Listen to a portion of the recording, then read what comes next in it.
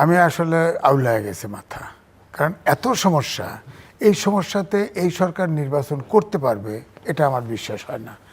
ধরেন 15 lakh postal ballot আছে, এই ব্যালট বাহরাইন, সৌদি আরব, মিডল ইস্টের সব দেশের ভিডিও আমার কাছে আছে, বোঝাচ্ছে রেডি করতেছে এবং সব জামাত নেতার বাসায় বলা হচ্ছে।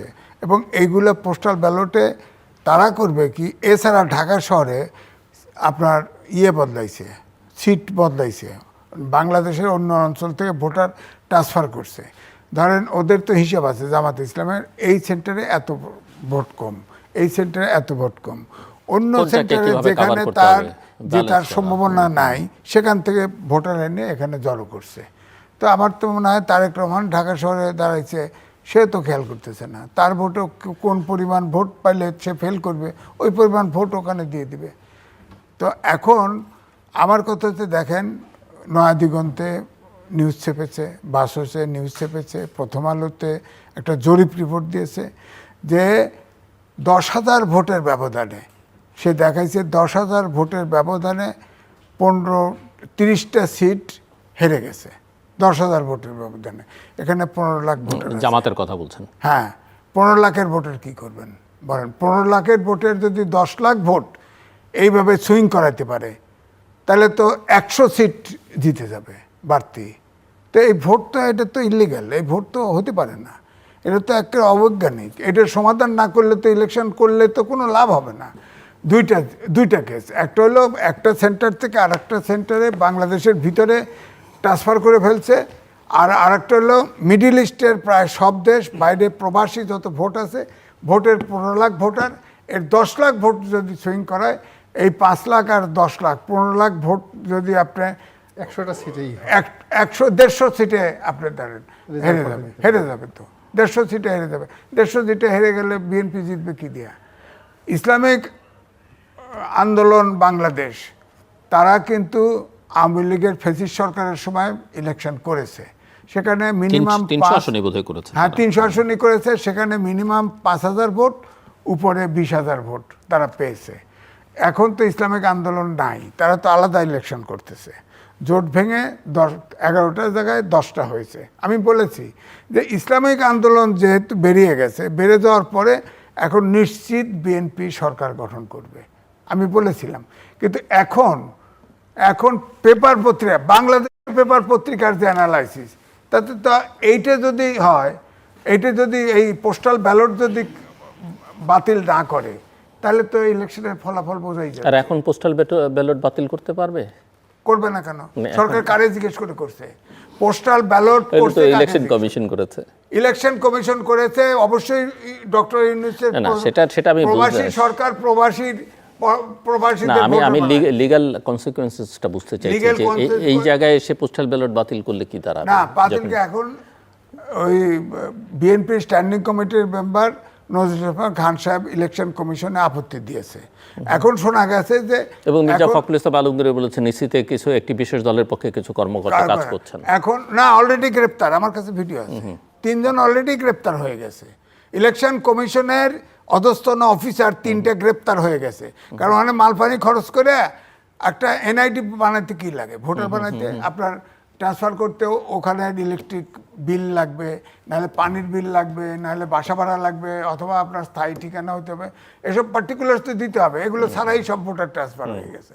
তো 3 জন তো গ্রেপ্তার অলরেডি হয়ে গেছে। কিন্তু ভোটারের তো সমস্যা হবে না, মানে যে ট্রান্সফার হয়েছে ওটা তো আর বাতিল হয় নাই না, ওটা তো বাদে, এই জন্যই তো বলছি এগুলো তো কারচুপি, ভোটার কারচুপি। মানে এটা তো শুধু একটা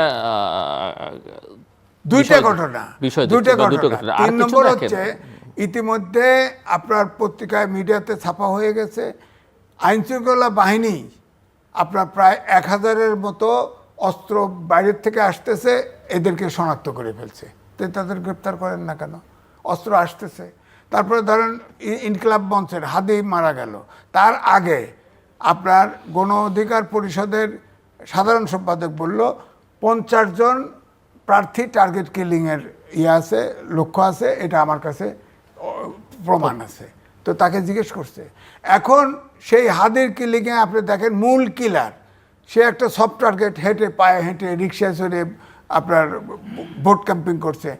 যে কিলার সেই কিলার অস্ত্র মামলার আসামি ছিল, তার কাছে টাকাও ছিল কত লক্ষ, সে কিন্তু জামিন পাইছে। জামিন পাইলো কেমনে, সে পাইছিল কেমনে? তারপরে এই হাদির সাথে ভিতরে ঢুকছে, তার মিটিং মিছিলে ছিল, তাকে একসময় হত্যা করছে। হত্যা করে এ পর্যন্ত বলতে পারেন না সরকার সে দেশে আছে না বিদেশে, ভারতে গেছে। ভারত বলছে, ভারত একবার আওয়াজ তুলছে, ভারত বলে গেছে না আসে নাই। তো তাহলে কই আছে? এখন চার্জশিট দিয়ে ফেলছে, চার্জশিট দিছে, তার ইন অ্যাবসেন্সিয়া তার চার্জশিট দিয়ে দিছে, এখন নারাজি দিয়ে দিছে, হাদির পক্ষতে নারাজি দিয়ে। তো সাগর রুনির মতো কি 150 বার এই কিলিংয়ে ইয়ে পড়বে, ডেট পড়বে নাকি বলেন? 150 বার কিলিং করে সাগর রুনির হত্যার বিচার হচ্ছে না, তো ওই লাইনে ফেলাই দিল নাকি? ভাবছে যে বোকা, ভাবছে যে একটা চার্জশিট দিলে মানে বাচ্চা বুঝ দেওয়ার মতো, তাহলে ওরা বুঝবে যে আমরা বিচার করতেছি। আরে হাদি হত্যার বিচার যদি না করতে পারেন, সরকারে বসে আছেন কেন বলেন আপনি? তো আমি তো দেখতেছি ইলেকশন হওয়ার তারপর ধরো অভ্যুত্থানের শক্তি মরণপণ যুদ্ধে নামছে।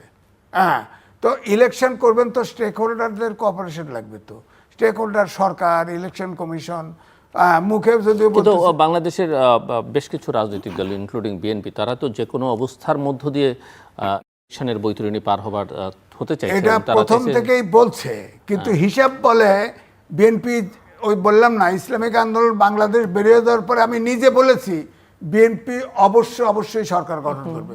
এখন বিএনপি এইটা যদি ঠিক থাকে, এইটা যদি চেঞ্জ না করতে পারে, বিএনপি অবশ্যই ফেল করবে, এবং তারেক রহমান নিজে ফেল করবে ঢাকার থেকে, বলে দিলাম। দেখেন আপনি। আমি আরো বলি যে ধরেন এই যে আপনার বর্ডারে অস্ত্র আসতেছে, হ্যাঁ, আপনার ইয়ে করলেন না, এই যে একটা করে অস্ত্র ডেভিল হ্যান্ড প্রথম করছিলেন না, অপারেশন ডেভিল হ্যান্ড, তখন তো ফ্যাসিস্ট আওয়ামী লীগ সরকারের সময় 1.5 লক্ষ অস্ত্র লাইসেন্স দিয়েছিল। এরপরে সকল 60% পুলিশ স্টেশন লুট হয়ে গেল, অস্ত্র লুট হয়ে গেল, পুলিশ হত্যা করছে, ওটা বাদ দিলাম। তো এই অস্ত্রগুলো এরপরে এখনো নাকি অস্ত্র আসতেইছে, তো অস্ত্র কোথায়, উদ্ধার কোথায়? হ্যাঁ, প্রথম ডেভিল হান্টে দেখা গেল খালি ছুরি কাছি এইগুলো দেখাইলো, পরের কাছে কয়েকটা নাকি অস্ত্র উঠছে, আর অস্ত্র লাখ। এরপরে আবার সরকার সিদ্ধান্ত নিয়েছে প্রার্থীরা চাইলে একটা করে অস্ত্র দিবে এবং তার সাথে ইয়ে দিবে, বডিগার্ডের কাছে অস্ত্র থাকবে। বলেন তো সারা দেশে অস্ত্র ছড়াই দিবে না? সারা দেশে অস্ত্র ঝঞ্ঝনানি হবে না? তো ইলেকশনটা করবেন কি করে? ধরেন এখন ওই যে জামাতের পক্ষতে নেতারা বলতেছে না যে কেউ যদি ইয়াতে সেন্টারে গোলমাল করে তাদেরকে অক্ষত যেতে দেওয়া হবে না, ঘোষণা দিছে। তো এখন ধরেন একটা ইলেকশনে ভোট হচ্ছে, ভোটের শেষের দিকে ধরেন 2.5 লক্ষ পুলিশকে ট্রেনিং দিছে, তার মানে 47,000 সেন্টার, তার মানে মোটামুটি 2.5 জন করে পড়ে পুলিশ, তার সাথে নেয় 3-4টা আনসার থাকবে, সেনাবাহিনীর থাকবে স্ট্রাইকিং ফোর্স, হয় থানা হেডকোয়ার্টার নাহলে ডিস্ট্রিক্ট হেডকোয়ার্টার। তো এখন ধরেন রেজাল্ট গোনার সময় মনে হলো যে এরকম এইখানে বিএনপি এগিয়ে আছে, জামাতের লোক আঙুল চুষবে, বাক্স নিয়ে দৌড় দেবে, পুলিশ রাইফেল নিয়ে দৌড় দেবে, ব্যাস শেষ, ইলেকশন শেষ। তো ইলেকশনের দিন ভোট গণনা পর্যন্ত রিস্কি। এই সরকারের কোনো হ্যাডম নাই এই ধরনের ক্রাইসিসে কোনো ইলেকশন করতে পারে। সুতরাং আমার বক্তব্য এই যে পোস্টাল ব্যালট যেটা বলছি, এটা হুট করে কেন করলেন? এই পোস্টাল ব্যালট তো ওখানে বিদেশি নাগরিকও আছে। আচ্ছা, নাগরিক ধরে নিলাম, ভোট দিতে পারে, প্রার্থী হতে পারে না, মানলাম। কিন্তু যে লোকটা বিদেশি নাগরিক, আমেরিকান নাগরিক, ব্রিটিশ নাগরিক, তার আনুগত্যটা কোথায়? বাংলাদেশে না ওইখানে?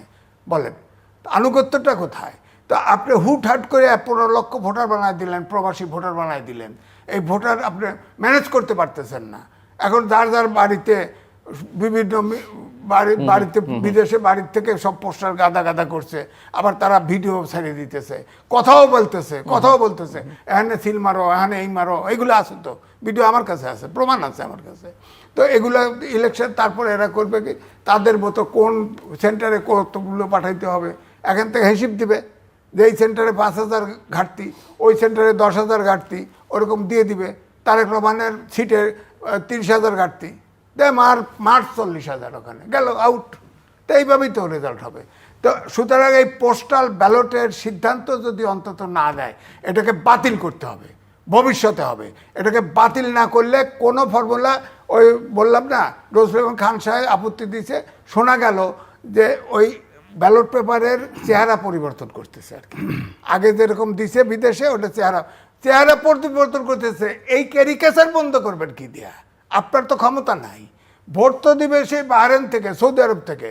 ওখান থেকে আপনি কি করে চেঞ্জ করবেন? কি দিয়ে করবেন? যারা করছে তাদের ব্যবস্থা নেব। কি ব্যবস্থা নিচ্ছেন এ পর্যন্ত? 3 দিন আগে ইয়ে দিছে, কার ব্যবস্থা নেবেন? প্রমাণ কি?